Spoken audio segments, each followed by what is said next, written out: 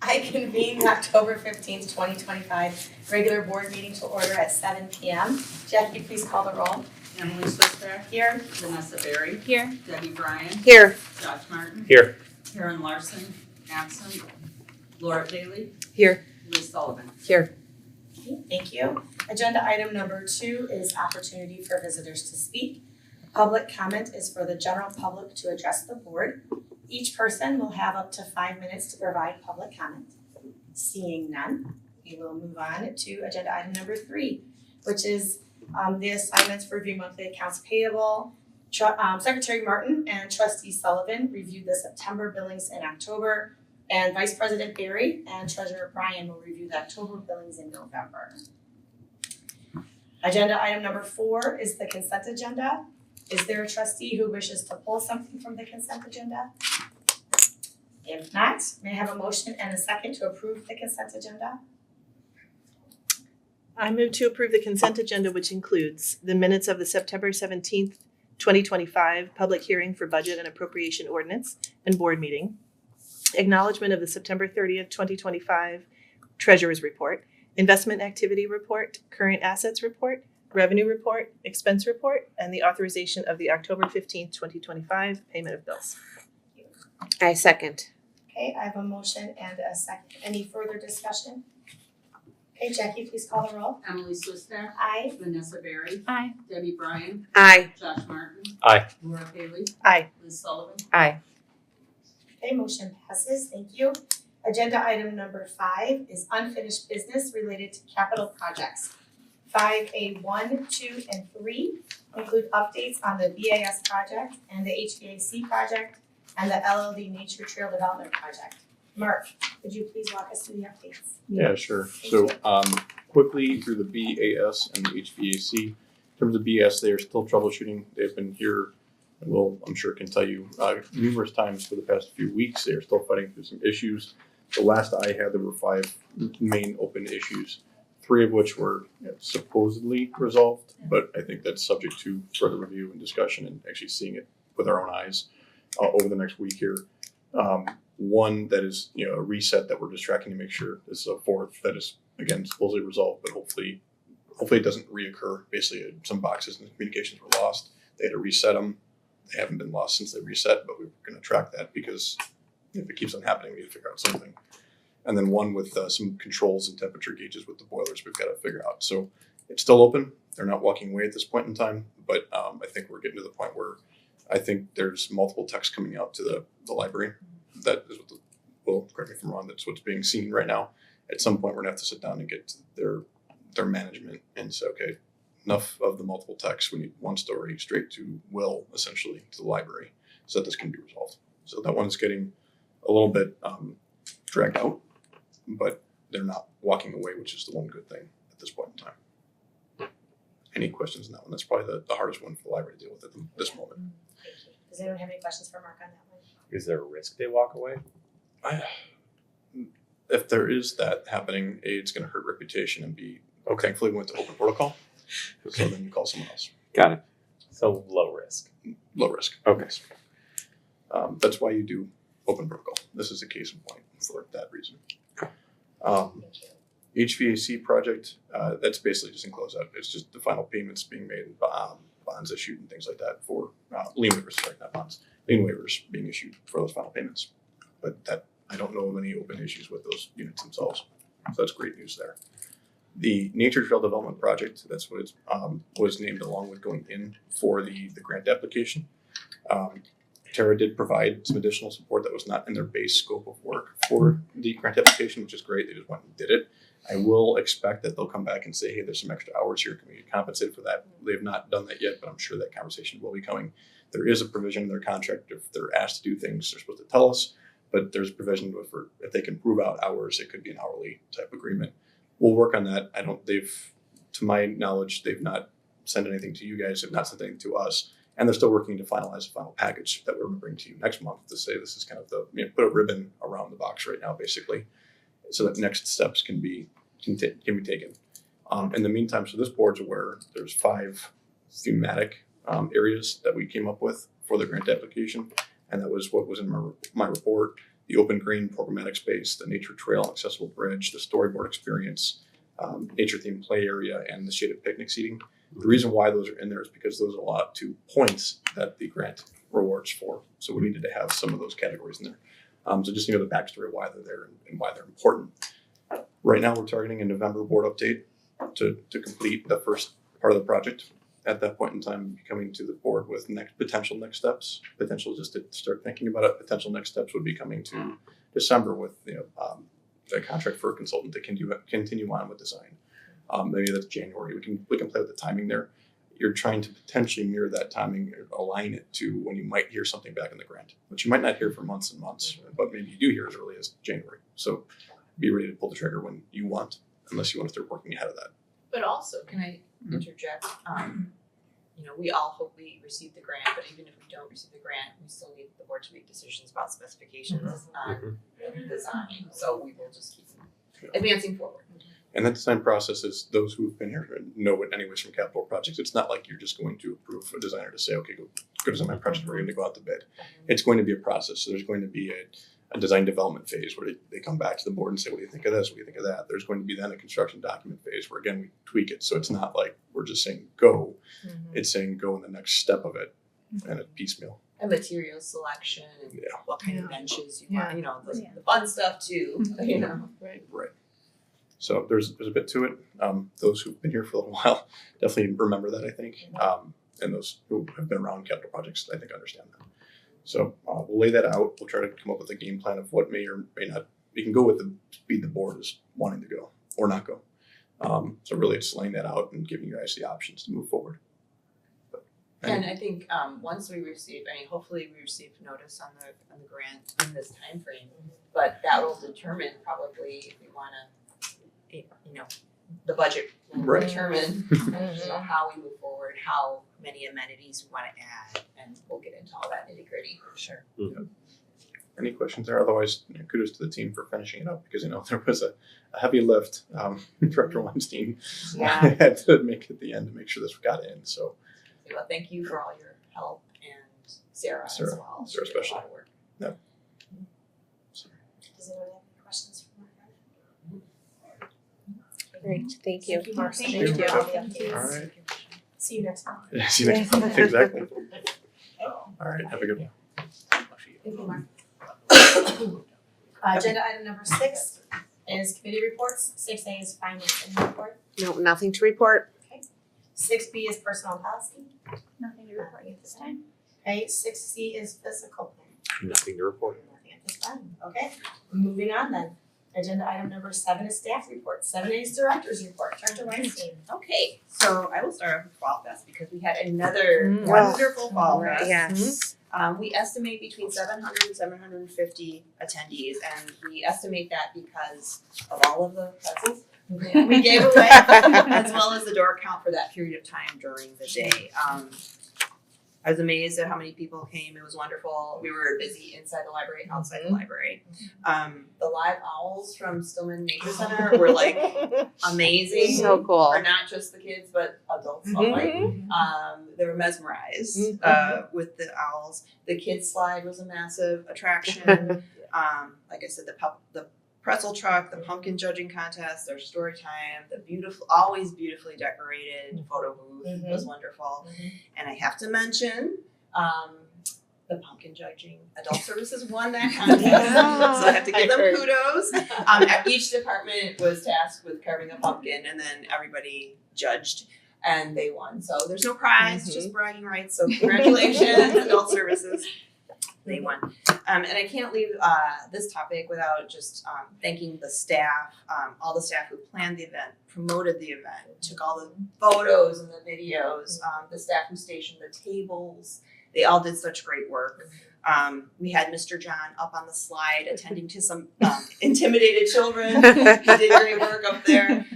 Ms. Elizabeth attended to a bee sting. Will did great work with the event team that planned this event. So just really, really good stuff. And all the photos are archived on our Flickr page if you're interested. And moving on to Hokusai and Lisle. Just letting everybody know that the program is over in Lisle. They've disassembled the installation. And the Japanese garden though will remain, and that was intentional. In mid-September, I attended a meeting at Village Hall to kind of follow up on budget items and storage for the reusable materials, as well as talk about the volunteer art banners. I've gotten questions from patrons and staff about the art banners, and I know I've gotten some calls from other entities.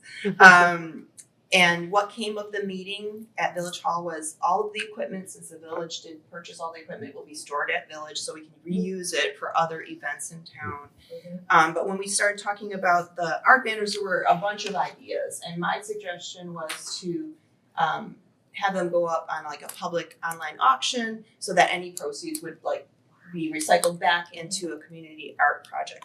And that wasn't dismissed, but there was no like definitive answer on the art banners. And again, the art banners are village property. So it's still up in the air. However, I do have a little bit of an update from my report. I did speak to Village Manager Cook about them.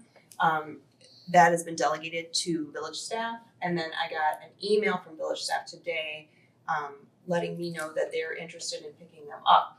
Still no answer about what will be done with them, but I am trying to get that answer for the public and for staff who are interested. So she's assured me that she will let me know, but they will be picked up from the library on Friday. And that's all I know.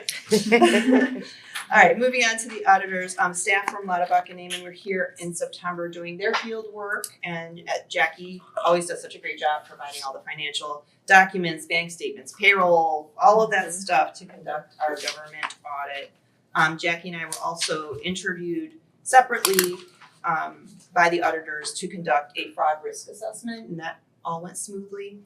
So the official audit will be presented to all of you in November at the November board meeting. Okay, and then under partnerships, on September 27th, we partnered with the Lisle Police Department in our parking lot right behind us here. They did a car seat safety check. Drivers visited with their equipment. They were installed by certified officers. We had Miss Katie out there with a table with some library literature as well as some handouts from the police department. That all went very well. We had about a handful of people here who came. And then moving on to Depot Days, we had staff from adult, youth, and circulation services at Depot Days on Saturday, the one Saturday. And they had materials that aligned with the Depot Days theme. We also posted some signs from Lisle Heritage Society on our property the week prior just to promote the event. And then next, our outreach to VSB, we had staff from circulation and adult services at Villa St. Benedict doing an outreach. They had about 15 people there. They registered 8 new cards. They also discussed our digital providings as well as large print books. So that was a great event. And then what's not in my report, but is in the Youth Services Quarterly Report on all the other outreaches we do to the schools. Youth Services staff go out to a number of schools in the area and they do a lot of outreach and always do a great job promoting the library and promoting our events. Okay, and then moving on to the Kingston Lot Project, aka the Lisle Library District Nature Trail. I gave you all the information in an email, but I do want to say that it was quite the project. So you know all the details, but working with Terra Engineering and CCS was really wonderful. It was very positive. It was also a nail biter because, as you know, we had a deadline.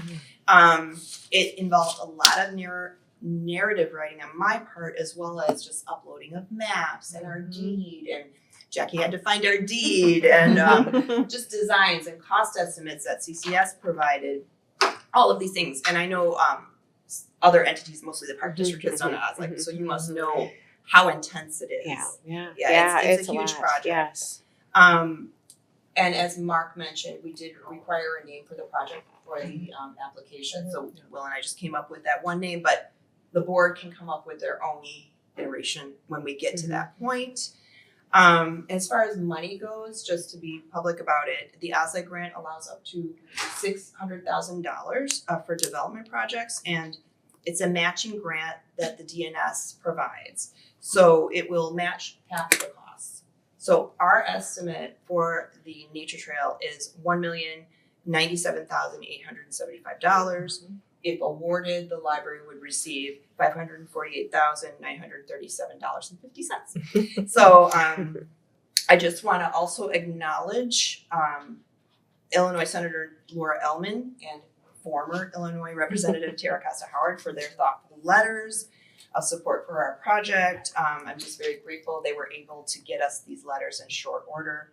I also want to thank now forthcoming Judge Tara Costa-Howard for her very kind acknowledgement at the most recent village board meeting. She said some very nice things about the library and the park district, and we'll miss her as our district representative, but she'll continue her good work as our circuit court judge. And then I also want to acknowledge Mary Jo Mullen and Village Manager Cook for their thoughtful letters. They found our project to be very beneficial to the village of Lisle. And so, again, thank you to them for providing their letters in short order as well with our deadline.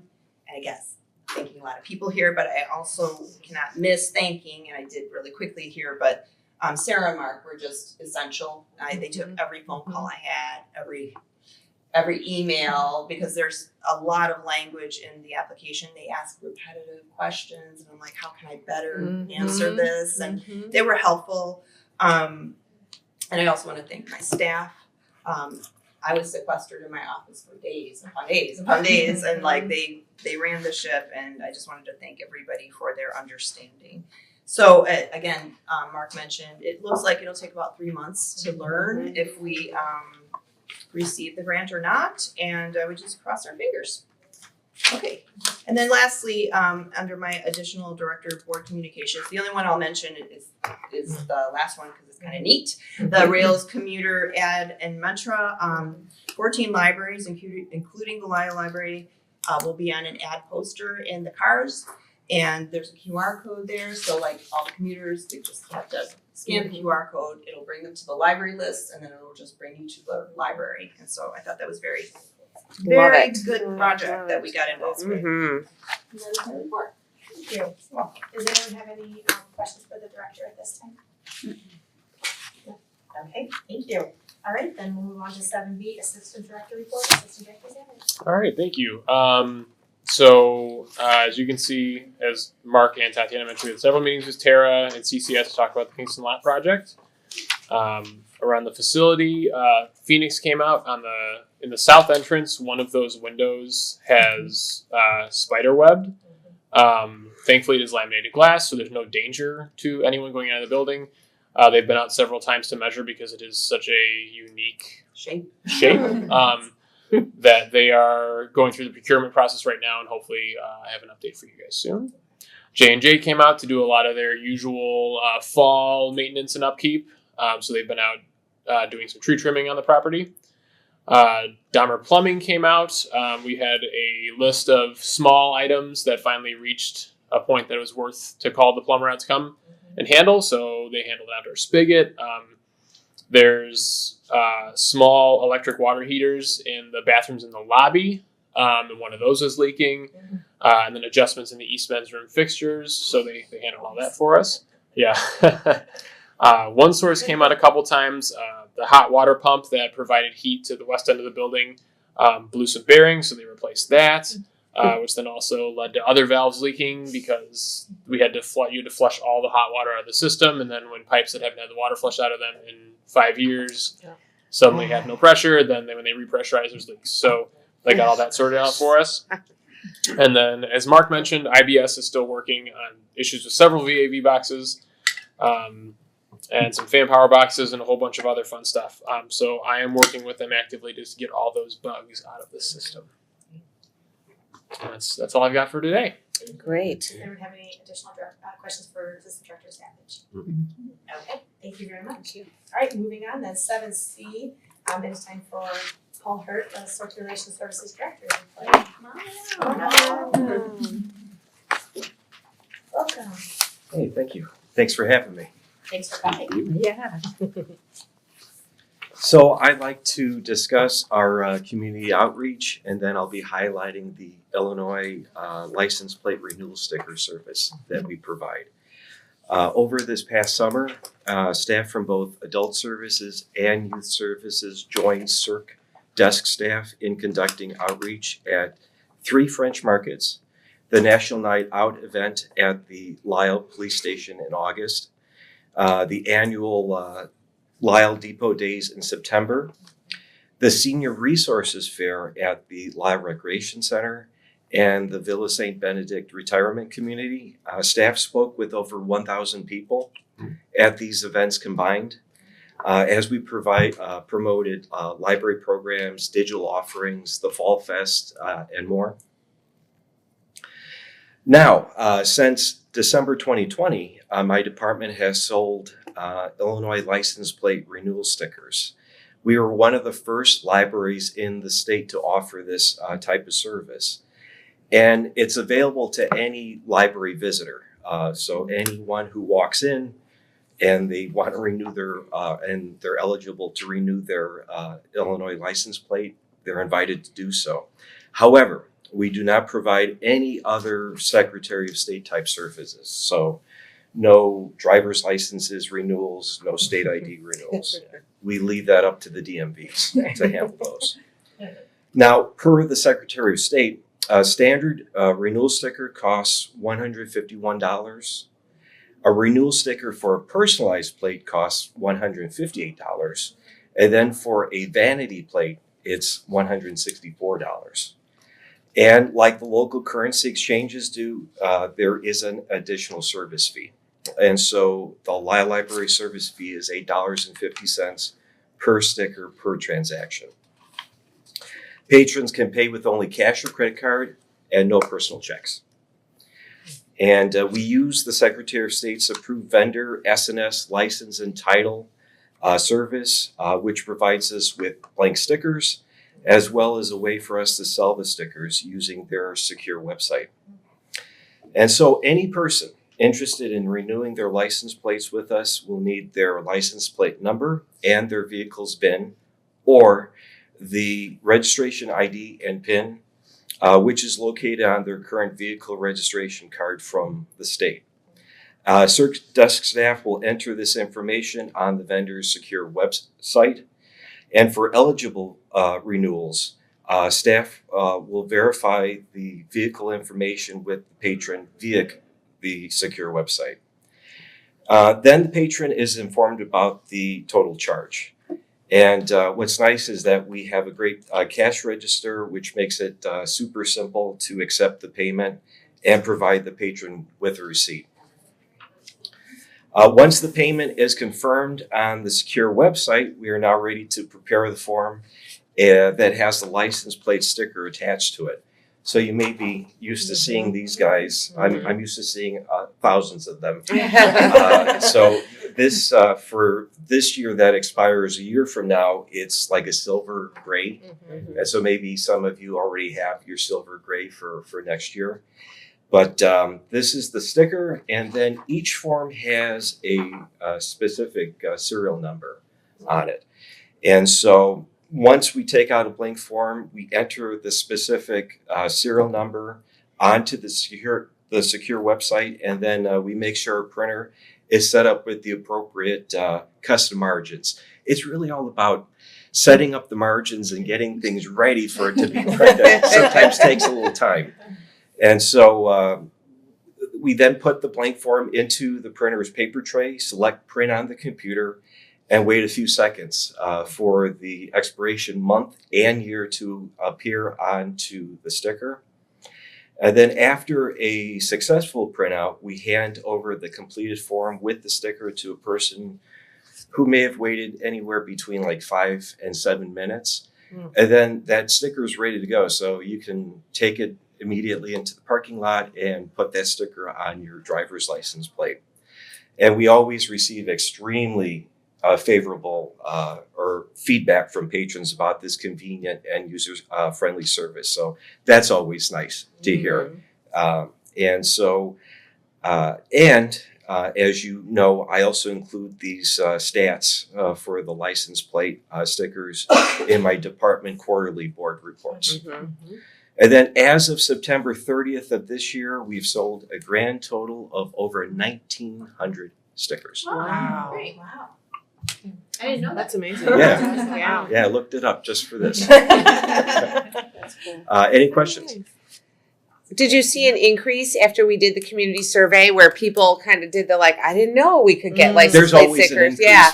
with that, Yeah, yeah. yeah, And, yeah. and the more we advertise it too, we see an uptick. Yeah, and I'm busy at the end of the month when everybody's, like, yeah. oh my gosh. Yeah. And there's always a mad rush at the end Yeah. of the month. Yeah. Yeah. Right. And how did you determine the 850 service So fee? that's actually guidelines provided by the Secretary of State. You Okay. can do a very near that amount, and so it was settled on 850 for. That was we a thought- lower amount. I know that Yeah. there's someone told me a patron called and they asked sometimes to get my office and they asked and they're like, it's $10 at this and that place. I'm like, Yeah, oh, yeah. So I think it's Yeah. up to the That's what I was wondering. And then do we get that? I mean, do we have to pay the Secretary of State anything or does it just go towards a supplies? tiny or bit. yeah. We get the Yeah. more yeah. of it. Yeah. Yeah. Good. Well, it's kind Most of of it. nice, I guess, if you have to go to a currency exchange at the library, at least your money goes into the library. It kind of Yeah. gives you back, to your community versus Yeah. just Well, to. What's Waiting nice 5 too. to 7 minutes is Yeah, a lot right, better yeah. than P&B line. Right, yeah. In a much more nice atmosphere. Yeah. Yes. Yeah. So, For yeah, no, that's awesome. Yeah. Thank you. Very cool. thank you, Paul. Hey, Yeah, thanks. thank you. Thanks for getting your staff out. Yeah, I think it's great that the staff is all over. It's fun. I think people really enjoy seeing you guys out at the events and, Oh, yeah, we enjoy see that. their friends sitting at the table and, I'm sure you get a lot of positives. A lot. Yeah. Yeah, it's nice to be That's out nice. there It's good. and Makes it be good for noticed. everybody. Yeah. Yeah, for sure. Thank you. Thank you. Hey, thanks. Thanks for coming. Appreciate it. Moving on then, agenda item number 8 is new business. 8A is to approve resolution 25-05, a resolution to determine estimate of funds. May I have a motion and a second, and then Director Weinstein can provide an explanation. I move to approve resolution 25-05, a resolution to determine the estimate of funds needed for the 2025-26 fiscal year. Second. I have a motion and a second, Director Weinstein. Yes, so we do this annually. The amount you see comes directly from the county and we round it down to an even dollar amount. And it basically just states the maximum amount of funds and taxes that we may request, and I say may request, via levy without exceeding that 5% TIDA threshold. That's all that is. It just tells the public, this is our limit. Does anyone have any further questions for the director before we vote? Okay, roll call please. Emily Swister, Aye. Vanessa Berry, Aye. Debbie Bryan, Aye. Josh Martin, Aye. Laura Bailey, Aye. Liz Sullivan. Aye. Okay, motion passes, thank you.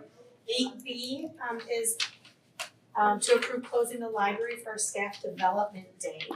May I have a motion and a second, and then Director Weinstein will provide an explanation. I move to approve closing the Lisle Library District on Friday, November 7th, 2025 for Staff Development Day. I'll second. I have a motion and a second, Director Weinstein. Okay, so every year we ask the board to allow us to close the library in full for a full day of training for staff. We hold training, we have guest speakers, and hopefully we all learn a little bit something along the way. And I want to go over some of the things we're doing so you can vote on it, so you know what you're voting on. Appreciate that. So this year, again, we're requesting November 7th, it's a Friday. And we will open the meeting with a basic, like all staff meeting where all the department directors talk about what's going on in the departments and share, Will and I open it. And then we're gonna move into our fire drills, our Code Adam drills, our tornado drills, and we do this all live, the whole library. We just do it as if something is happening. And then we're going to move on to a session in this room where we talk about challenges at the public service desk, talk about patron service, and also talk about First Amendment auditors. There's been another big, I don't know what to call it, swarm of First Amendment audits in our hood. So we just want to refresh staff on how to best handle those situations. Next, we're going to have a guest speaker from the Chicago Hearing Society to talk about deafness, deaf culture, and best ways to communicate with those who are not only deaf but just hard of hearing. And we're also going to learn some ASL, some science and phrases, and that should be interesting. Just something a little different. And then the next session will be with the police department. I had mentioned that Chief Rodriguez would come out. Unfortunately, because of the day we chose, he's going to be out of state on a conference, but we are going to have Sergeant James Dexter here to talk about active shooter and bomb threats and just go over those procedures with staff. And then after that, we will conduct Narcan training. And now, as of a couple weeks ago, both Will and I are officially trained to administer Narcan via the DuPage County, and then we are also allowed to train other staff on Narcan training. So we will conduct official Narcan training during our in-service day, and we wanted to do that with all staff so that everybody understands the procedures. The persons in charge will be tasked with that as of January 2026 when the new law goes into effect. So we will also talk to our staff about that new law for those who aren't familiar. And then lastly, we will wrap up with, we always do, with like a team building exercise, something a little fun for staff and also learn a little bit more about each other. So some heavy topics, some lighter topics, and then some new things to learn. And this is a day where we, at the end, when we do the team building, we mix it up. So like, every department doesn't just work with their departments, they work with other people in other departments, so we can learn a little bit more about each other and team build. And I think that's it. Yeah. Okay. Thank you. Yes. I love how you arrange a day just for all the library staff to be together at once because you don't get that other times. So Yeah, I really it's appreciate the fact very that you great. do this and that you just provide the staff with that because it's in value. So thank you for allowing for it. Well, we haven't yet. We have to vote. Any further discussion on that? Any questions for the director? Not directly related, but for my own recollection related to the Narcan, is the state providing opioid antagonists, or are we required to fund that ourselves? That is unanswered. However, at our last training, because we had 2 sessions, DuPage County did offer, I think, the first batch to people. But I have a good relationship with the fire district. They have Narcan always. The police department always has Narcan. And I believe, per this last training session, that something should come our way in terms of funding. Because our library can probably afford it, but there are some libraries that cannot. And each package of Narcan could be up to $55, $65, according to what we learned. So dependent on need, that could be expensive for some libraries. So it was at this last training, it was mentioned that this law will go into effect, but there are thoughts that it will be adjusted soon because this law is for public libraries under the Public Library Act, but it does not include actually districts. I mean, it doesn't say district libraries, so that's another little thing that they need to change in the law. But we are going to act as if that will change because it's just going to be, people don't really understand the difference between a municipal library and a district library in the general public. So we're just going to move forward with as if. Thank you. Any other questions or just discussion on this? Okay, Jackie, please call a roll. Emily Swister. Aye. Vanessa Berry. Aye. Debbie Bryan. Aye. Josh Martin. Aye. Laura Paley. Aye. Liz Sullivan. Aye. Okay, motion passes. Thank you. Very much. You're welcome. Okay, so the last item on the agenda, no, not last, sorry, second to last, sorry, I'm jumping the gun there, is opportunity for trustee comments. I'll go first. I just wanted to say what a lovely event Fall Fest was.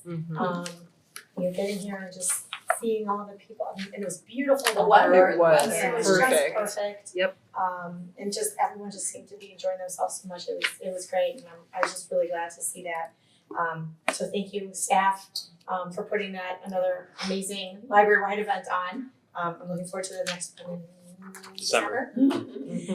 So thank you for that. And then also I just wanted to say again, thank you to the director and staff for all the work that went into getting the grant application completed on time. I know it was a lot of work, and it did not go unnoticed by the board, and we are greatly appreciative of all the work that you did for that. So thank you. That's it for me. So Trustee Sullivan, you're up. I just want to mention that I really like it when the different departments, the department heads write up a section every 3 months. It just is real neat. It makes me feel more connected to understand what they do. Yeah. So thank them, please. Thank you. Trustee Paley. I also love Fall Fest. I always love Fall Fest. I was amazed by all the pumpkin decorating. Kudos to everybody. I was also mesmerized by the owls, and that might have been the topic of discussion multiple times in our house. I'm just amazed at all the things that happen and all the opportunities to connect with people in our community at so many touch points, and I can't even keep track of them all. Like all of the programming, I've been hearing about the homesteading programming that happened. I did not make it myself. Lots of interest I'm hearing from people around the community around the Nature Trail project, and kudos again for getting the grant application done. I know that is not a small process, and fingers crossed it all goes through.